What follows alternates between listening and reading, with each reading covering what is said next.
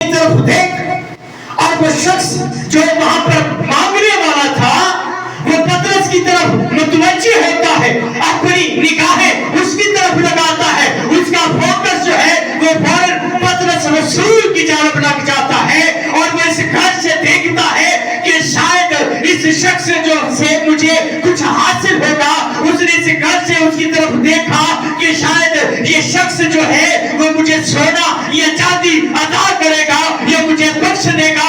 تو کتاب مقدس بیان کرتی ہے اس کے برعکس وہاں پر حالات کچھ اور تھے، اور پطرس رسول نے کہا کہ سونا اور چاندی تو میرے پاس ہے نہیں، لیکن جو کچھ میرے پاس ہے وہ میں تمہیں دیے جاتا ہوں کہ اٹھ اور یسوع مسیح ناصری نام سے چل پھر۔ اور کتاب مقدس بیان کرتی ہے کہ وہ جو پیدائشی اپاہج تھا، اپنے پاؤں کے اوپر اپنے کاموں کے اوپر کھڑا نہیں ہو سکتا تھا، فوراً اس کی ہڈیاں مضبوط ہو گئی، اس کے ٹخنے سیدھے ہو گئے، اس کی ٹانگیں سیدھی ہو گئی، اس کے پاؤں جو ہے وہ سیدھے ہو گئے، اور وہ خدا کی شکر گزاری کرتا ہوا اچھلتا کودتا ہوا خدا کے گھر کے اندر گیا۔ وہ جو دروازے پر بیٹھا تھا پھر اندر گیا اور جا کر خدا کے جلال کو اس نے کیا کیا؟ ظاہر کیا۔ بس اب تمہارے لیے بھی لازم ہے کہ تم کیا کرو؟ توبہ کرو، اپنے گناہوں کا اقرار کرو، اپنی بدکرداری سے باز آؤ، اپنی بدی سے باز آؤ، بس توبہ کرو اور رجوع لاؤ تاکہ تمہارے گناہ مٹائے جائے۔ اور کتاب مقدس بیان کرتی ہے کہ خدا کا بیٹا دنیا میں اس لیے نہیں آیا تھا کہ وہ دنیا پر سزا کا حکم کرے، بلکہ اس لیے آیا تھا کہ دنیا اس کے وسیلہ سے کیا کرے؟ زندگی پائے، نجات پائے۔ کیونکہ کتاب مقدس بیان کرتی ہے آسمان کے نیچے اس زمین کے اوپر کوئی دوسرا نام نہیں بخشا گیا جس کے وسیلہ سے ہم نجات پا سکے، زندگی پا سکے۔ اگر ہم نجات پانا چاہتے ہیں، اگر ہم شفا پانا چاہتے ہیں، اگر ہم ہمیشہ کی زندگی کو حاصل کرنا چاہتے ہیں تو ہمیں یسوع مسیح پر ایمان لانا پڑے گا۔ بس توبہ کرو اور رجوع لاؤ تاکہ تمہارے گناہ مٹائے جائیں اور خداوند کے حضور سے تازگی کے دن آئے۔ اگر ہم برکت کے دنوں کو حاصل کرنا چاہتے ہیں، اگر ہم برکت حاصل کرنا چاہتے ہیں، ہم نجات حاصل کرنا چاہتے ہیں، ہم زندگی کو پانا چاہتے ہیں اور چاہتے ہیں کہ خدا اپنی برکتوں بخششوں نعمتوں سے ہمیں آسودہ فرمائے اور آسمانی بادشاہی میں داخلہ چاہتے ہیں، تو ہمیں اپنے گناہوں سے توبہ کرنی پڑے گی، ہمیں اپنی خودی کا انکار کرنا پڑے گا، ہمیں اپنے گناہوں سے توبہ کرنی پڑے گی، ہمیں جو ہے وہ واپس آنا پڑے گا، یسوع مسیح کو اپنا شخصی نجات دہندہ قبول کرنا پڑے گا۔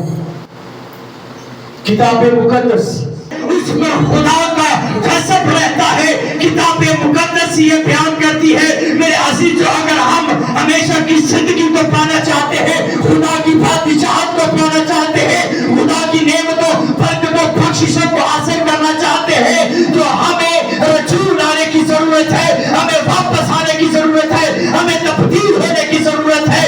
اگر ہم اپنے گناہوں کا اقرار کرتے ہیں تو وہ ان کو معاف کرتا ہے، لیکن اگر ہم اپنے گناہوں کو، اپنی بدکرداریوں کو، اپنی زناکاریوں کو، اپنی حرام کاریوں کو، اپنی بدیوں کو چھپاتے ہیں تو خدا کا عذاب ہم پر رہتا ہے۔ جب ہم اپنے دل کو سخت کرتے ہیں تو ہم عذاب میں، مصیبت میں مبتلا رہتے ہیں۔ کتاب مقدس بیان کرتی ہے توبہ کرو اور تم میں سے ہر ایک اپنے گناہوں کی معافی کے لیے یسوع مسیح نام پر ایمان لائے اور اس نام کے وسیلہ سے بپتسمہ پائے، تو وہ کہتا ہے روح قدس بھی انعام میں پاؤ گے۔ زندگی کے ساتھ ساتھ، برکتوں کے ساتھ ساتھ وہ کہتا ہے روح قدس بھی تم انعام میں پاؤ گے۔ اور کتاب مقدس بیان کرتی ہے خدا کا بندہ یہ کہتا ہے کہ اے خدا اپنی شفقت کے مطابق مجھ پر رحم کر، اپنی رحمت کی کثرت کے مطابق میری خطائیں مٹا دے، میرے گناہوں کی طرف سے اپنا منہ پھیر لے اور میری ساری بدکرداری مٹا ڈال۔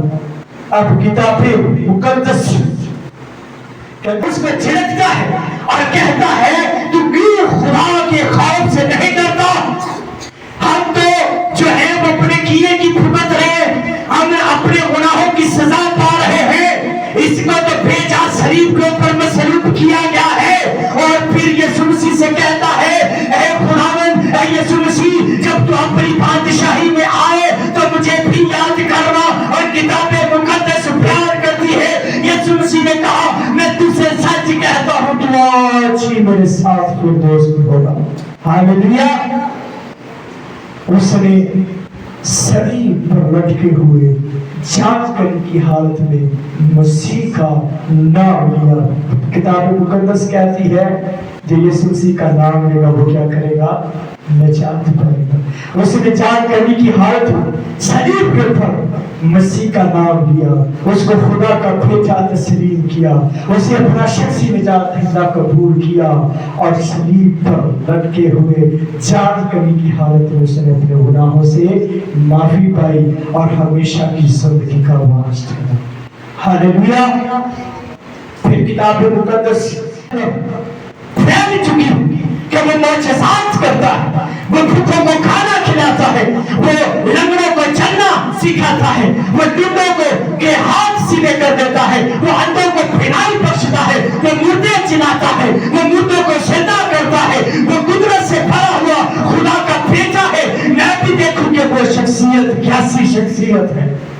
और लिखा, पहले जैसा करना रहा, वो जिंदगी पहले जैसी जिंदगी न रही, वो ज़काई पहले जैसा इंसान न रहा, क्योंकि जिस घर में यीशु मसीह आ जाता है, जिस जिंदगी में यीशु मसीह आ जाता है, वो घर वैसा घर नहीं रहता, वो जिंदगी वैसी जिंदगी नहीं रहती, बल्कि वो तब्दील हो जाता है, वो घर तब्दील हो जाता है, वो जिंदगी तब्दील हो जाती है। और किताबें मुकद्दस बयान करती है, उसने कहा, मैं अपना आधा माल गरीबों को देता हूँ, और अगर किसी का ना हक लिया है तो उसको 4 गुना अदा करता हूँ। जब इतनी बात उसके मुंह से सादर हुई तो यीशु मसीह ने कहा, आज इस घर में निजात आई है, क्योंकि ये भी इब्राहिम का बेटा है, उसकी नस्ल से है, क्योंकि इब्ने आदम को होकर ढूंढने और निजात देने आया है। अगर हम तौबा नहीं करेंगे, हम जिंदगी नहीं पा सकते।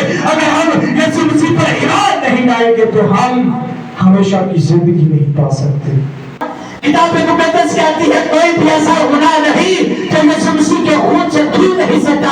हमारे गुनाह खाओ कैसे भी फिर मसीह क्यों ना हो, तो उनको ठोक कर फर्क ईमान समेत कर देता है। यीशु के नाम में कुदरत है, यीशु के खून में कुदरत है, और वो सारे गुनाहों को धोकर पाक और साफ कर देता है।